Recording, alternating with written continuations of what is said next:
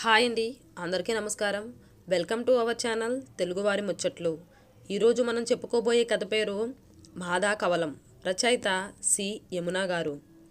నువ్వెంత ఎత్తుకు ఎదిగినా నువ్వు నడిచి వచ్చిన దారి మరిచిపోకు సుమా అని ఏదో ఒక సమయంలో సున్నితంగా మనల్ని హెచ్చరిస్తుంది మన జీవితం. సమాజం నుంచి తీసుకున్న దాన్ని సమాజానికి తిరిగి ఇవ్వాలన్నదే మానవ ధర్మం, సంఘ నియమం. ఇప్పుడు చాలామంది ఈ మౌలిక సూత్రాన్ని మరిచిపోయారు, మానవత్వాన్ని మంటగలుపుతున్నారు. కానీ ఈ కథలో మాత్రం ఏం జరిగిందంటే, పొద్దున్నే తాతయ్య నుండి ఫోన్. పుట్టినరోజు నాడు తాతయ్య తప్పకుండా శుభాకాంక్షలు తెలియజేస్తారు. అది కొత్త కాదు. కానీ కార్తికేయ, వీలు చూసుకొని ఒకసారి హైదరాబాద్ రా, నీతో వ్యక్తిగతంగా ఓ విషయం మాట్లాడాలి అని చెప్పటమే వింతగా ఉంది. తాతయ్యకు నాతో వ్యక్తిగతంగా మాట్లాడాల్సింది ఏముందో నాకు అర్థం కాలేదు. పాత ప్రేమ కథ ఏమన్నా చెబుతాడా, లేక ఏదన్నా గుప్తనిధి నాకు రాసిస్తాడా? నా సరదా ఆలోచనకు నవ్వొచ్చినా ఏదో సీరియస్ విషయమే ఉందనే ఆలోచన నాలో ఆరంభమైంది. ఆయనకున్న 4 సంతానంలో మా నాన్న చివరివాడైతే 7 మనవలు మనవరాళ్ళల్లో నేను చివరివాణ్ణి. ప్రతి ఏడాది దీపావళికి అందరం తాతయ్య వాళ్ళ దగ్గరకు వెళ్ళి పండగ జరుపుకోవటం అలవాటు. తాతయ్య చెల్లెళ్ళు, తమ్ముడు కూడా వాళ్ళు పిల్లలు, మనవలు, మనవరాలతో సహా వస్తారు. వాళ్ళందరూ తాతయ్య అంటే మహా గౌరవం చూపిస్తారు. సినిమాల్లోనే అలా ఉండటం సాధ్యం అనుకునే వారికి దీపావళి నాడు మా తాతయ్య ఇల్లు చూస్తే నిజంగా అలా ఉండొచ్చని నమ్ముతారు. కానీ అలా రావాలని ఆయన ఒత్తిడి పెట్టరు, వెంటపడరు. కానీ అందరూ కలవటానికి, ఆప్యాయతలు పంచుకోవటానికి ఆ పండగనే వేదికగా చేసుకున్నారు. బామ్మ చనిపోయిన ఏడాదిలో తప్పితే ఆ అలవాటు ఎప్పుడూ బ్రేక్ అవ్వలేదు. బామ్మ పోయిన తరువాత 4 ఏళ్లుగా తాతయ్య ఒక్కరే ఒంటరిగా ఉంటున్నారు. ఎవరెంత చెప్పినా కూడా ఆయనకు వ్యాపారం మీద అనురాగమో, డబ్బు పట్ల ఉన్న మమకారమో ఎవ్వరి దగ్గరికి ఆయన చేరలేదు. నాన్న 25 ఏళ్ల క్రితమే ముంబైకి వచ్చి స్థిర నివాసం ఏర్పరచుకున్నారు.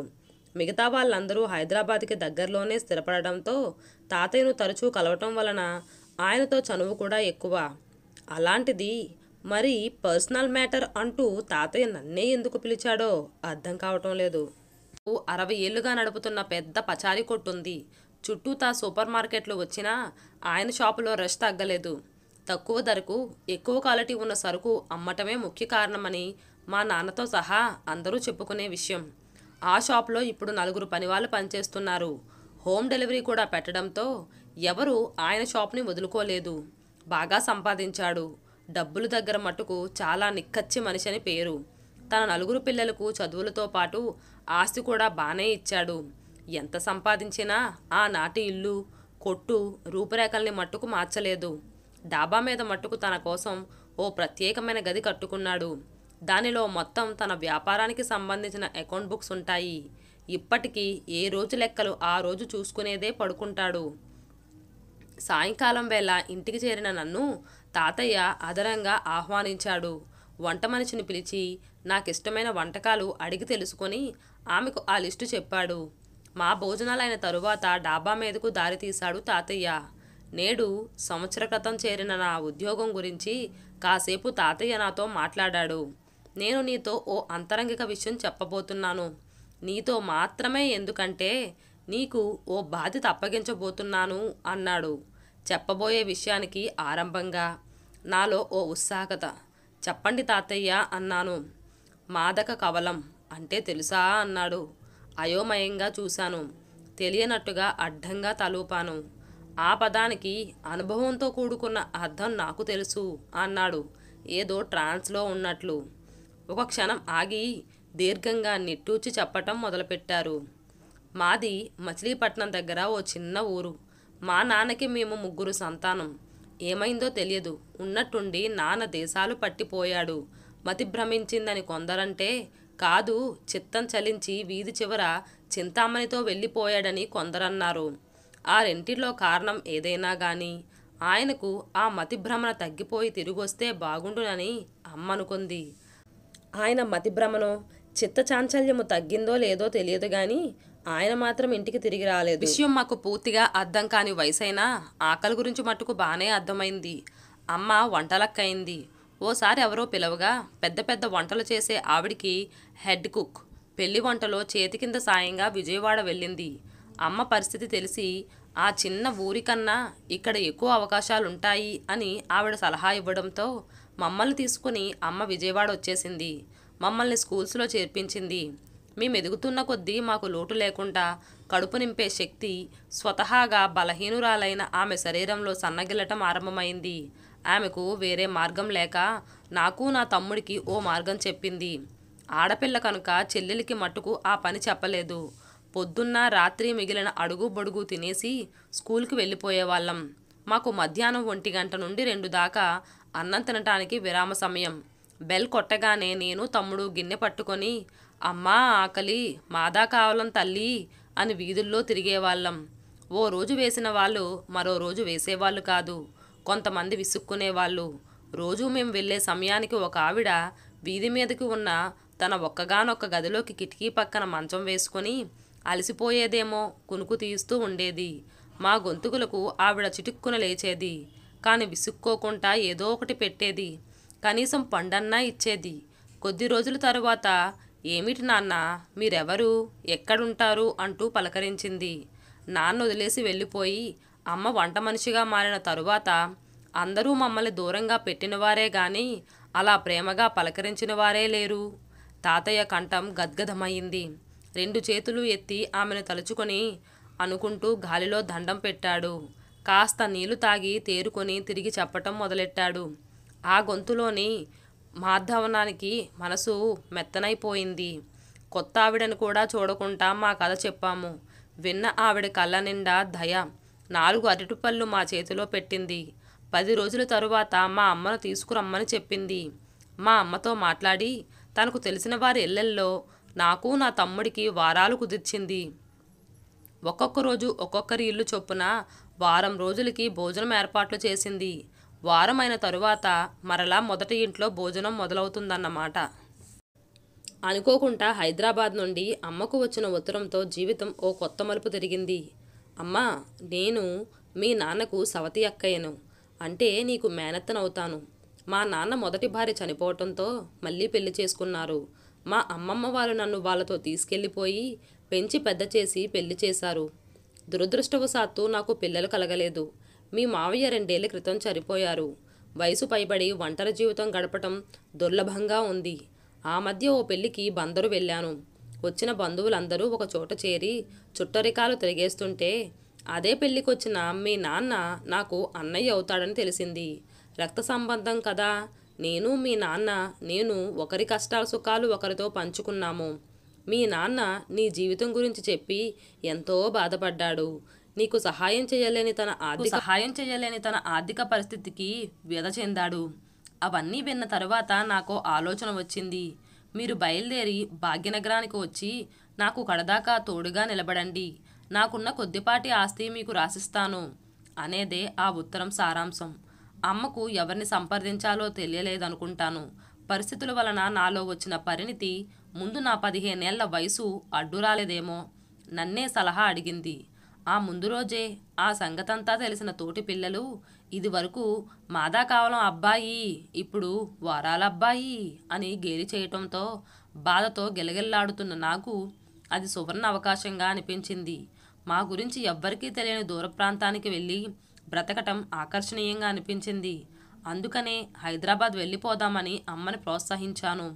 నాకు వరుసకు బామ్మయ్యే ఆ పెద్దావిడ మమ్మల్ని చాలా ప్రేమగా ఆహ్వానించింది.